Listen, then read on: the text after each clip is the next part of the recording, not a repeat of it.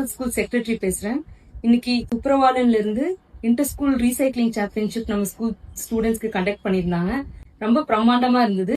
எல்லா ஸ்டூடெண்ட்ஸுமே கிட்டத்தட்ட 15 டேஸா அவங்களோட ரீசைக்கிளபிள் மெட்டீரியல்ஸ் கலெக்ட் பண்ணி இன்னைக்கு ஸ்கூலுக்கு கொண்டு வந்து ஹேண்ட் ஓவர் பண்ணியிருந்தாங்க. அதுக்கு பதிலா அவங்களுக்கு தேவையான ஸ்டேஷனரி பொருட்களை வாங்கிட்டு ரொம்ப ஹாப்பியா சந்தோஷமா எடுத்துட்டு போனாங்க.